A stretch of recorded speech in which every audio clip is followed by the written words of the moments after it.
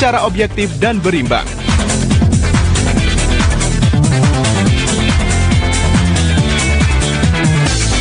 Kami hadirkan narasumber terpercaya untuk Anda. Ijen Talk, tiap Senin sampai Sabtu jam 8 pagi, hanya di City Guide 911 FM. Ini kawan, kita masih ada di program diskusi Ijen Talk, event dan geliat ekonomi. Ketika sudah ada kabar event dapat lampu hijau, ya sudah dapat izin dari Kapolri.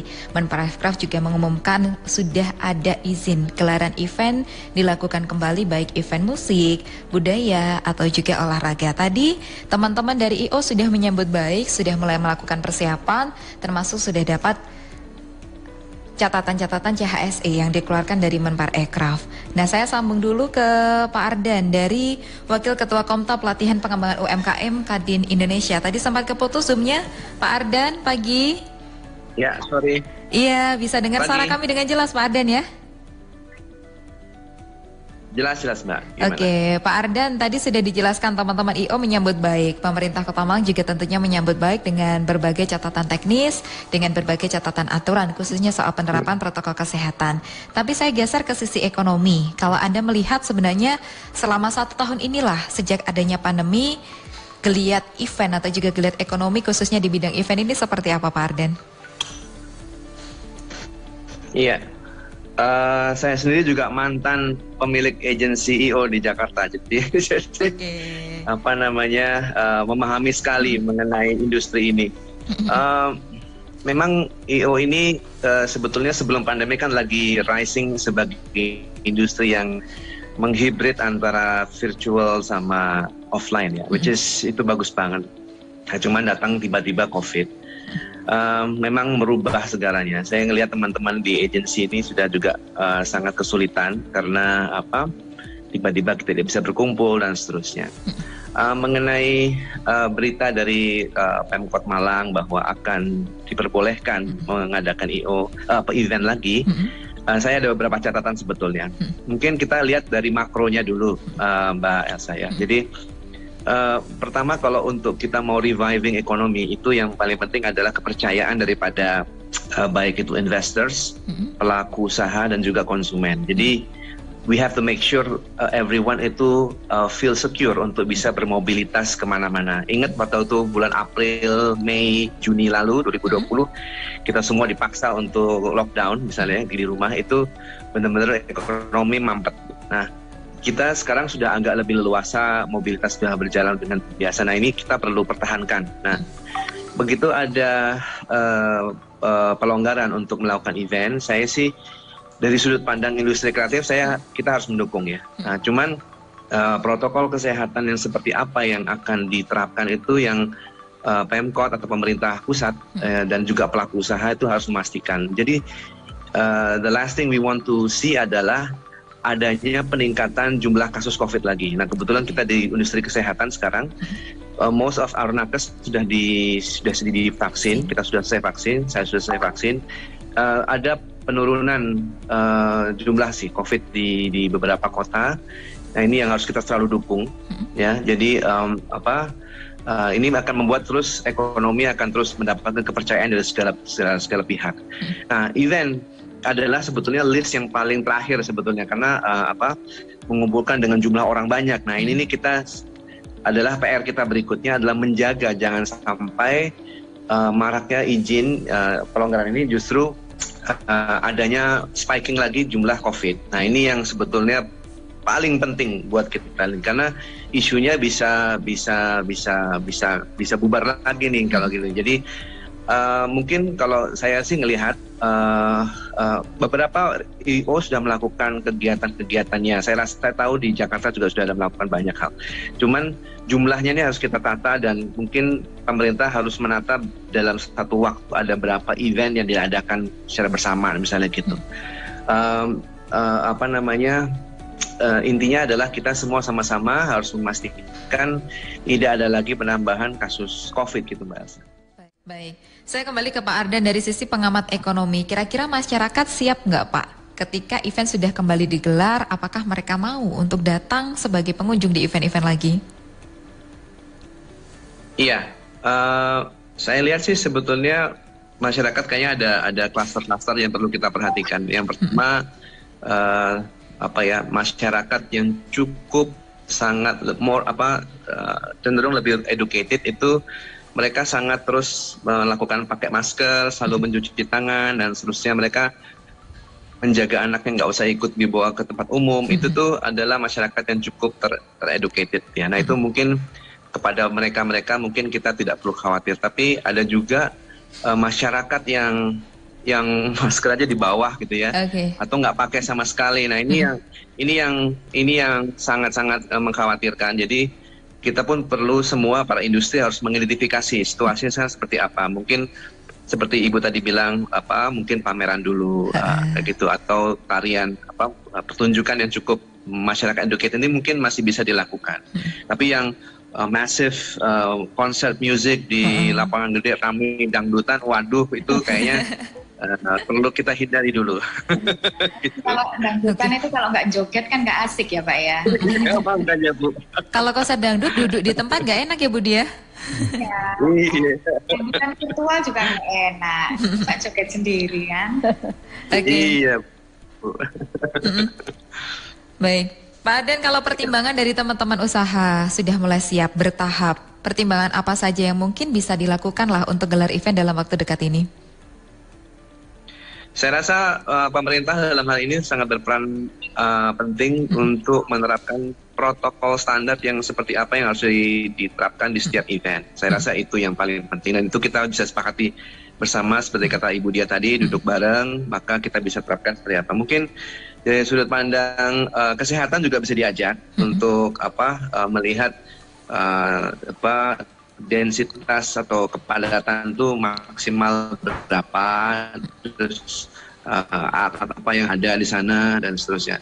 Saya lihat masjid sekarang contoh ya, itu udah mulai Jumatan itu udah mulai baik ya, harus pakai masker medis, terus cuci tangan, terus kalau selalu berjarak ya. Prinsip-prinsip itu sebetulnya bisa dipakai untuk kita mulai mengadakan event-event ke depan. Baik, saya kembali ke Mbak Ica. Mbak Ica, tadi kan event-event yang mungkin saja digelar dalam waktu dekat itu seperti pameran. Kalau konser mungkin masih perlu pembahasan yang lebih lanjut. Tapi kira-kira persiapan-persiapan apa yang sudah mulai dilakukan teman-teman IO untuk gelaran event ini, termasuk juga edukasi pengunjungnya, termasuk juga promosi ke pengunjungnya, ini bagaimana Mbak Ica? Iya, itu bagian dari bertahap tadi ya Mbak. Kami juga melakukan beberapa persiapan. Intinya gini Mbak, namanya semua dibuka bertahap, perlu ada yang memulai, kan seperti itu ya. Dan memulainya dengan cara seperti apa? Bertahap, event kecil dulu.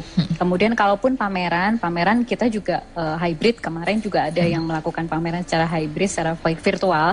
Tetap ada di tempat, tetap ada dengan pengunjung yang dibatasi. Seperti itu, kemudian ada yang secara online juga gitu, dan kami di industri kreatif pastinya dituntut untuk selalu mengakali ya apa yang harus kita lakukan gitu kan. Ini juga karena sifatnya kita benar-benar adaptif, sambil tadi yang disampaikan sama Mas Rohmat, kita harus menyampaikan kepada masyarakat tata cara event yang baru ini seperti apa gitu. Termasuk tadi Pak Ardan juga sampaikan ada yang dia malas pakai masker, dia memang tertib seperti itu. Nah, dengan adanya kita mulai dari step yang terkecil, yang lingkup yang kecil dulu, itu saya rasa juga sambil mengedukasi ya ke masyarakat. Intinya semua kan namanya bertahap, dimulai dulu, harus ada yang memulai dulu seperti itu. Kalau enggak ya kita nggak akan tahu siap apa enggak masyarakat ini menerima event. Datang ke event itu kita nggak akan tahu kalau tidak dicoba, tapi ya bertahap itu tadi kayak gitu Mbak. Kita juga dari penyelenggara juga terus belajar, terus melakukan pembenahan dengan kan kita nggak tahu ini efektif atau enggak kalau kita nggak coba ya Mbak ya. Jadi dengan event kita ngadain event seperti ini, oh ternyata masih begini gitu. Dengan resiko pasti ada, tetapi kita pasti melakukan minimalisir resiko, baik itu dengan venue, dengan pihak-pihak lain. Misalkan yang kemarin yang kami lakukan adalah ketika mau event kita semua harus swab, harus rapid seperti itu melakukan mitigasi resiko ya atas event gitu, dan itu apakah itu efektif atau enggak, kita perlu evaluasi dan uji coba kembali seperti itu, Mbak. Tapi apa nggak sulit, Mbak, kalau mau gelar event harus berbagai syaratnya dipenuhi, termasuk juga sudah mitigasi seperti itu, Mbak Ica? Ya pastinya sulit, Mbak, karena seperti kalau harus tes swab dan lain-lain, yang pasti dari segi biaya, kemudian dari efisiensi waktu, seperti itu. Nah, inilah yang kita perlukan, bagaimana formula terbaik, bagaimana flow yang bisa tercapai dengan baik untuk melakukan event itu. Gitu. Toh sudah ada panduannya juga, uji coba juga sudah dilakukan gitu. Tinggal kita memulainya dari start mana dulu nih, kayak gitu. Baik.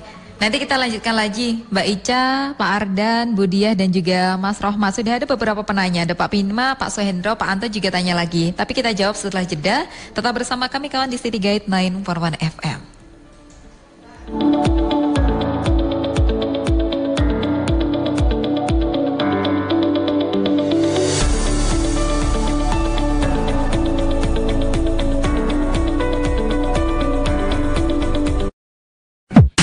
Ijen Talk, membahas problem seputar Malang Raya secara objektif dan berimbang.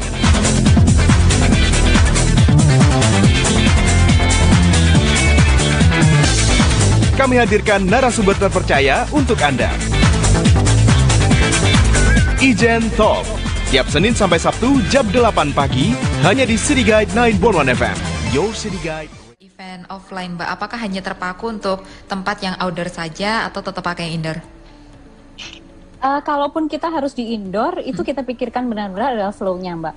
Jadi batasan audiensnya itu kita harus hitung benar-benar maksimal. Kalau sudah terlihat ada gerombolan, itu tadi ada petugas khusus yang ngoprak-ngoprak seperti itu gitu. Kita memang prefer semi outdoor ya. Kalau outdoor ini kan musuhnya adalah hujan ya. Gitu. Kita nggak bisa outdoor. Nanti kalau outdoor memang aman secara sirkulasi udara. Tapi ada resiko hujan seperti itu. Jadi kita prefer ruangannya terbuka, terus flow sirkulasi audiensnya tetap terjaga gitu, bergantian masuk ruangannya, terbatas audiensnya, lebih ke seperti itu sih, Mbak.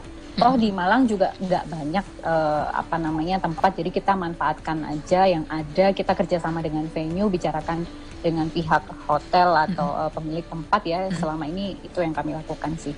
Oke, kalau Mas namanya so far oke lah selama ini. Oke, Mas Rohmat, gimana strateginya menyiasati event yang boleh digelar dan nanti bisa menggeliatkan ekonomi lagi? Ya, secara positif kan bahwa ketika event sudah digelar diizinkan.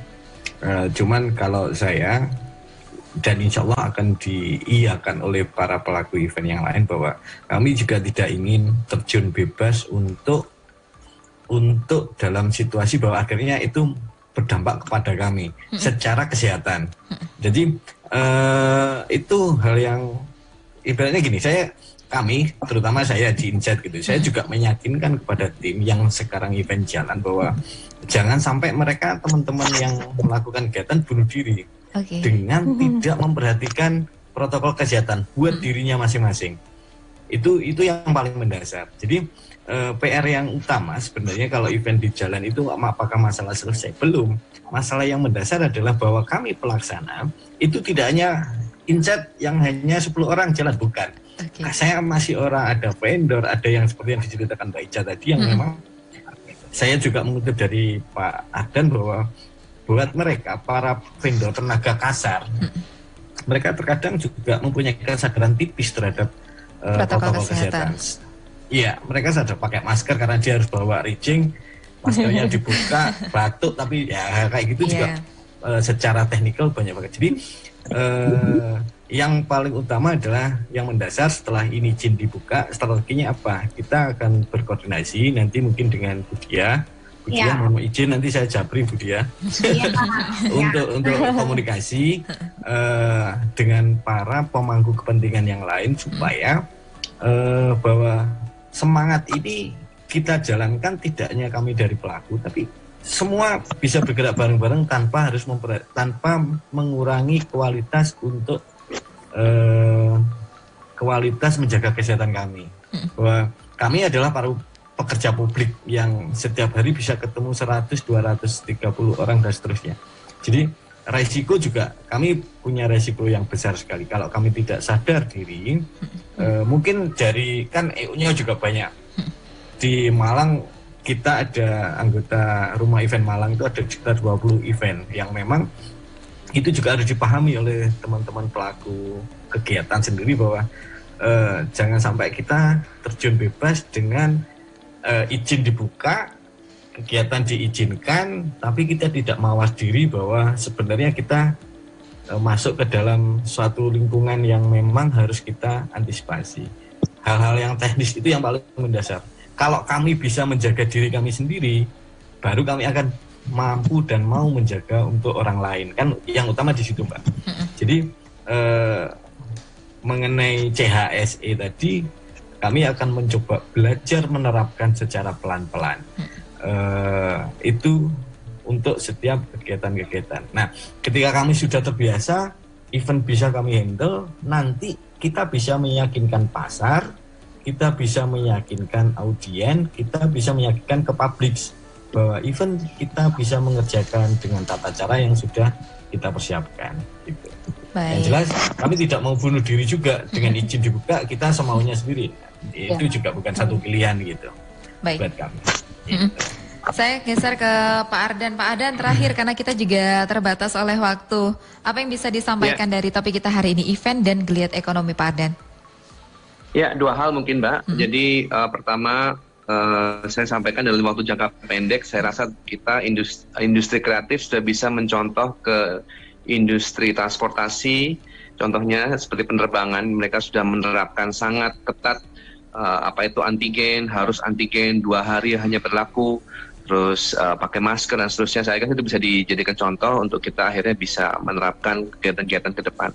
Yang kedua, mungkin saya secara jangka panjang mungkin mengencourage teman-teman kreatif untuk bisa mulai membiasakan hybrid event ya. Jadi dengan digital, dengan offline, karena saya rasa dalam masa ke depan kayak kok tidak dalam waktu dekat kita bisa punya event dengan jumlah yang sangat besar. Jadi mungkin bisnis model daripada industri kreatif juga harus dicoba di-challenge kembali.